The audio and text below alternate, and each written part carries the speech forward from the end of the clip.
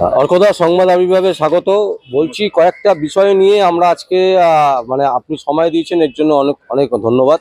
যেটা হচ্ছে যে প্রথম বক্তব্য যেটা আমাদের মানে কোশ্চেন, বঙ্গ বিজেপিতে কিন্তু একটা আলগা ফাটল ধরেছে, যে ফাটলের মধ্যে দেখা যাচ্ছে যে পুরনোপন্থী নতুনপন্থী এরকম একটা বিষয় কিন্তু উঠে আসছে।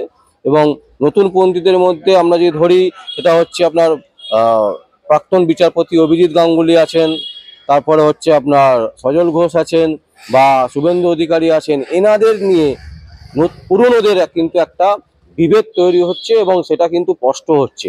এ ব্যাপারে আপনি কি মনে করছেন? দেখুন, আপনারা হয়তো জানেন এই জিনিসটা, যে এটা তো কোথাও একটা স্ট্যাটিক ব্যাপার নয়। আজকে প্রত্যেকটা পার্টি, সে কংগ্রেস হোক, বিজেপি হোক, সিপিএম হোক, তৃণমূল হোক, প্রত্যেকটা পার্টিতে আপনি দেখবেন এরকম প্রচুর মানুষ আছে যারা আগে কংগ্রেস করতো, এখন বর্তমানে সিপিএম করছে, আগে সিপিএম করতো, এখন বর্তমানে টিএমসি করছে, আগে টিএমসি করতো, এখন বর্তমানে বিজেপি করছে। সুতরাং এটা যেহেতু গণতন্ত্র, সুতরাং এখানে তো কখনো ঠিক করে দেওয়া যায় না যে তুমি এই পার্টিতে থাকবে ওই পার্টি যাবে না, ওই পার্টি থাকবে ওই পার্টি যাবে না। এটা কখনো ঠিক করা যায় না। এই জয়প্রকাশ মজুমদার এখন টিএমসি করছে, ঠিক আছে। এরকম প্রচুর, এই বাবুল সুপ্রিয় আগে বিজেপি ছিল, এখন টিএমসি করছে। সিপিএম এর এরকম প্রচুর আছে, নাম করে বলে দিতে পারি, তারা আগে সিপিএম করতে, এখন বিজেপি টিএমসি করছে। সুতরাং এই ধরনের প্রচুর আছে। সুতরাং আমি দেখুন, যারা এই ধরনের কাজকর্ম করে, যারা বারে বারে দল বদলায়, তারা শুধুমাত্র ক্ষমতাকে দখল করার জন্য, ক্ষমতা থাকার জন্য, এবং কিছু তাদের ব্যাংক ব্যালেন্স বাড়ানোর জন্য তারা এই কাজগুলো করে। কিন্তু যারা সত্যিকারের রাজনীতিটাকে ভালোবাসে, যারা সত্যিকারের মানে কি বলবো একনিষ্ঠভাবে মানে রাজনীতির সাথে যুক্ত বা কোনো দলের সাথে যুক্ত, তারা কিন্তু কোনোদিনও এই কাজ করে না। তারা নুন ভাত খাবে, ফ্যান ভাত খাবে, তাও আচ্ছা, কিন্তু কোনোদিনও দল বদলে অন্য কোনো দলে যাবে না। সুতরাং এটা বুঝতে হবে যে কিছু ক্ষমতাভোগী মানুষ আছে যারা শুধুমাত্র ক্ষমতার লোভে পার্টিতে আসে, পার্টির থেকে পোস্ট পাওয়ার জন্য আসে, এবং কিছু টাকা ইনকাম করে আবার পরে অন্য কোনো দলে গিয়ে সেখান থেকে আবার কিছু ইনকাম করা, এটা তারা চলতেই থাকে। আর কিছু মানুষ আছে যারা টাকার জন্য আসে না, তারা হচ্ছে আপনার নিজের আত্মত্যাগ করে নিজের আদর্শ নিয়ে পার্টিতে বেঁচে থাকে। এবং সেরকম আমি অনেক উদাহরণ আপনাকে দিতে পারি। সেটা হচ্ছে, আপনি যদি টিএমসি পার্টির কথা বলেন, যেটা বর্তমানে আমাদের পশ্চিমবঙ্গের ক্ষমতার মধ্যে আছে, তার মধ্যে অনেকে আছে যারা ক্ষমতাকে মানে ক্ষমতা ছাড়াই শুধুমাত্র পার্টিকে ভালোবেসে রয়ে গেছে, ঠিক আছে। তাদের মধ্যে একজন হচ্ছেন আমাদের সুদীপ্ত বন্দ্যোপাধ্যায়। এই সুদীপ্ত বন্দ্যোপাধ্যায় আগে হয়তো কংগ্রেস করতেন, কিন্তু এখন তিনি বর্তমানে টিএমসি করেন। সুতরাং তাকে বহুবার বলা হয়েছে যে আপনি আমাদের পার্টি চলে আসুন বা অন্যান্য পার্টিতে চলে যান, কিন্তু সে কিন্তু কখনো যায়নি। সে বরাবরই ওই পার্টিতেই ছিল, ঠিক আছে। তারপরে হচ্ছে আরো অনেকে আছে, ওদের নাম করলে এখন অনেক বলে, শোভনদেব চট্টোপাধ্যায়, ঠিক আছে, এরকম অনেকে আছে। যাই হোক, এবারে বিজেপিতেও এরকম অনেকে আছে, ধরুন যেমন আমাদের দিলীপ ঘোষবাবু বা আরো যারা আছেন, ঠিক আছে, তারা সবাই এরকম মানে অনেকে আছে। সুতরাং এই কে কোন পার্টিতে থাকবে, কে কোন কোথায় যাবে, সেটা তার ব্যক্তিগত ব্যাপার, এটা আমি কিছু মন্তব্য করতে চাই না। কিন্তু আমি যেটা বললাম, যে আপনার কোনো দল করতে গেলে একটা আদর্শ নিয়ে করতে হয়, যেটা আপনি দেখবেন সিপিএম পার্টিতে আছে। হয়তো তাদের মধ্যে অনেকে ছেড়ে চলে গেছে, কিন্তু কিছু কিছু মানুষ যারা এখন আদর্শ নিয়ে পার্টিটা করে, যেমন বিমান বসু, বিকাশ ভট্টাচার্য, ঠিক আছে। তারপর এরকম অনেকে আছে, ঠিক আছে, ওদের দলে, যারা ওই পার্টিটাকে মানে দিয়ে পার্টি করে। কিন্তু কিন্তু অর্কদা, যেটা হচ্ছে 2011 সাল থেকে যদি আমরা দেখি, একের পর এক দুর্নীতি উঠে এসছে, যেখানে পশ্চিমবঙ্গে কোনোটাই কিন্তু সঠিকভাবে বিচার হয়নি। এবং 3.5 বছর জেল খাটা সবাই বেরিয়ে যাচ্ছে, 3.5 বছরের মধ্যে মোটামুটি সবাই বেরিয়ে যাচ্ছে। আমরা দেখলাম পার্থ চ্যাটার্জি, তিনি বেরিয়ে গেলেন। এর আগেও আমরা দেখেছি কুণাল ঘোষ, তিনি বেরিয়ে গেছেন। মানে প্রত্যেকেই কিন্তু সিবিআই এবং ইডির ফল্টের জন্য তারা কিন্তু বেরিয়ে যাচ্ছেন। এইখানেই কিন্তু দ্বন্দ্ব তৈরি হচ্ছে, যে এত কিছু পাওয়ার পরও, এত বড় বড় ইস্যু পাওয়ার পর বিজেপির, কেন্দ্রীয় বিজেপি, তারা পশ্চিমবঙ্গের দিকে তাকাচ্ছে না। এই ব্যাপারটা আপনি কিভাবে দেখছেন?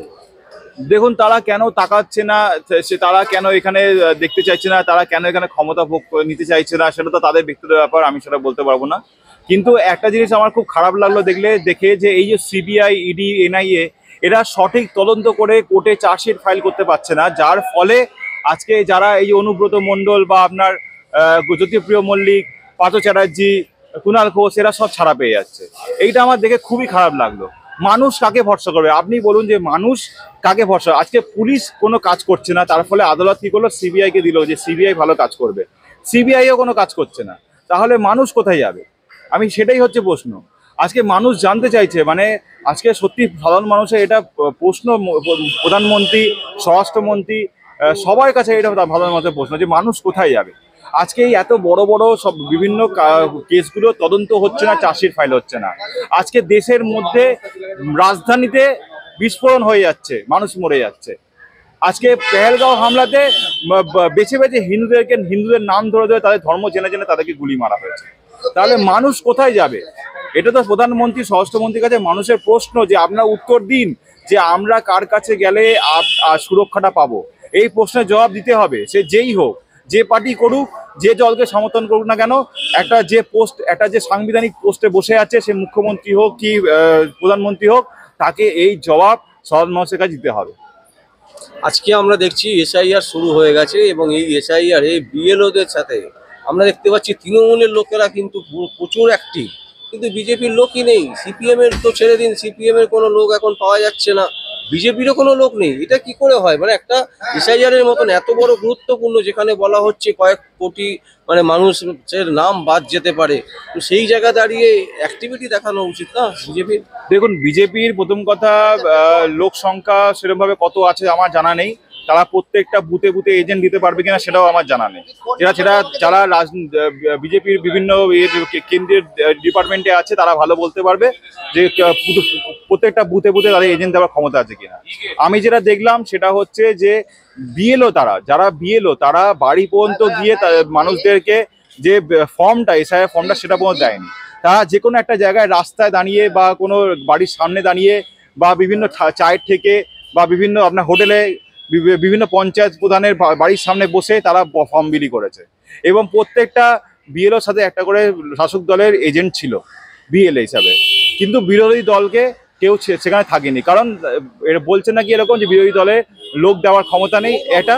আর বিএলও যখন যেখানে যাচ্ছে, সে আদৌ যে বলেছে কি না যে বিরোধী দলকে যে আপনারা একটা এজেন্ট দিন, সেটার একটা প্রশ্ন চিহ্ন আছে এখানে। যে বিএলও বলছে কিনা, বিএলও হয়তো প্রথমে গিয়ে অ্যাপ্রোচ করছে বিএলএ, যে শাসক দলের বিএলএ তাকে অ্যাপ্রোচ করছে যে আপনি আসুন, এসে আপনি আমার সাথে এসআইআর ফর্ম বিলি করার জন্য চলুন। এখানে একটা বড় প্রশ্ন চিহ্ন আছে।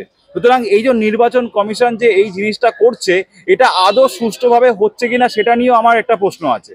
যে এই যে বিএলওরা বাড়ি বাড়ি যাচ্ছে না, একটা বাড়িতে আপনি দেখবেন যখন যেসব বাড়িগুলো অ্যাপার্টমেন্ট হয়, ফ্ল্যাট বাড়ি হয়, সেই সব ফ্ল্যাট বাড়িতে প্রচুর ফ্ল্যাট থাকে। এবার বিএলও যদি রাস্তা দাঁড়িয়ে থাকে এবং ফ্ল্যাটের ভেতরে যদি লোকেরা যারা আছে তারা যদি কাজে চলে যায়, তাহলে বিএলও কি করে জানতে পারবে যে সেই অতগুলো 4-5খানা যে ফ্ল্যাট আছে সেই ফ্ল্যাটের লোক আছে কিনা? বা অনেক সময় যে হচ্ছে যে মৃত ভোটার যারা অলরেডি মরে গেছে, ধরুন বাবা মা অলরেডি মারা গেছে, তার বাবা মার নাম অলরেডি 2002 এসআইআর ফর্মে দেখা যাচ্ছে যে আছে, 2002 যে লিস্ট আছে সেখানে নাম আছে, তো তাদের অলরেডি মারা গেছে, তাদেরকে ফর্ম দিয়ে দেওয়া হচ্ছে, দিয়ে সেই ফর্ম ফিল আপ করে জমা দেয়। তাহলে সে তো হিসাব মতো একই হয়ে গেল। এইটা নিয়ে প্রচুর প্রবলেম আছে। ইলেকশন কমিশন এই জিনিসটাকে জানি না কি করছে। এখন ফেব্রুয়ারি মাস এলে বোঝা যাবে যে আদৌ এটা ঠিক করে হয়েছে না হয়নি। সুতরাং এই যে ব্যাপারগুলো, এইগুলো স্বরাষ্ট্র দপ্তর এবং প্রধানমন্ত্রী এবং কেন্দ্রীয়তে যারা আছে মন্ত্রী, তাদের প্রত্যেকে জিনিসটা দেখা উচিত। আজকে মানুষ জানতে চাইছে যে আপনারা যে জিনিসটা করছেন সেটা তো যদি সুষ্ঠুভাবে না হয় তাহলে সেটা করার মানে নেই তো কোনো। আজকে এই যে এখানে পুরো ওয়েস্ট বেঙ্গলে পুরো ভর্তি হয়ে গেছে অনুপ্রবেশকারীরা, সেই অনুপ্রবেশকারীদেরকে চিহ্নিত করে বাইরে পাঠানো হবে কি করে? আজকে বলছে যে যারা যেখান দিয়ে ঢুকেছে তারা সেখান থেকে বেরিয়ে যাও, আর সেখান থেকে বেরিয়ে যেতে গিয়ে তারা কি করছে, বর্ডার থেকে পার হচ্ছে। আরে আপনি তাদের যেতে দিচ্ছেন কেন? এটা তো আপনার দেখার দায়িত্ব স্বরাষ্ট্রমন্ত্রী। আপনি বর্ডারটাকে সিল করে রাখুন, তাদেরকে অ্যারেস্ট করুন, অ্যারেস্ট করে তাদেরকে ডিটেনশনে রাখুন। আপনি তাদেরকে বর্ডার থেকে এসছে বলে তাকে বর্ডার থেকে পার করে দেবেন? এটা কোনো কথা হলো? মানে যে ছাত্রী এসে তাকে ছাত্রী পাবো, তুমি ছাত্রী বাড়ি চলে ওই পারে চলে যাও। এটাই হচ্ছে ব্যাপার। মানে মানুষ আজকে জানতে চাইছে যে আপনারা কি করছেন, আজকে সাধারণ মানুষকে বাঁচানোর জন্য আপনারা কি করছেন। এটা মানুষের আপনাদের কাছে প্রশ্ন, এবং এই প্রশ্নের জবাব আপনাকে দিতে হবে। এবং এটা আমরা প্রশ্ন করছি না, এটা প্রত্যেকটা মানুষ প্রশ্ন করছে, প্রত্যেকটা মানুষের হয়ে মিডিয়ার মানুষরা প্রশ্ন করছে যে আপনারা জবাব দিন যে আপনারা এই জিনিসগুলো করছেন সেটা আদৌ কতখানি কার্যকরী হবে। আদৌ কি অনুপ্রবেশকারীদেরকে এখানে এই পশ্চিমবঙ্গ থেকে বার করা যাবে? কারণ এখানে তো বিরোধী দলের কোনো এজেন্ট নেই, এখানে সে অর্ধেক বাড়ির রাস্তার মধ্যে দাঁড়িয়ে ফর্ম বিলি করছে। আজকে মৃত ভোটারকে ফর্ম দিয়ে দিচ্ছে, সেই ফর্ম আবার নিজেই বিএলও ফিল আপ করে জমা করছে। এই তো হচ্ছে। আর যাদের 2002 সালের লিস্টে নাম নেই, তাদেরকে বলা হয়েছে ডকুমেন্টসের সাথে বাবা বা মায়ের কারো বা ঠাকুমা ঠাকুরদার যদি কারোর 2002 সালের লিস্টে নাম থাকে তাদের একটা ডকুমেন্টস দিতে, এবং তার সাথে নিজের একটা 12খানা লিস্ট আছে, সেই লিস্টের মধ্যে যে কোনো একটা ডকুমেন্টস দিতে। কিন্তু যখন ডকুমেন্টস দিচ্ছে যাদের 2002 সালে নাম নেই, মানে তার ধরুন তার 2002 সালে যারা 18 বছর হয়নি তাদের তো নাম থাকবে না হিসাব মতো, তাহলে তারা 2004-5 সালে 18 বছর হয়েছে বা 2006 সালে হয়েছে, 10 সালে হয়েছে, তাহলে সেই সময় তাদের ভোট দেওয়ার ক্ষমতা জন্মেছে।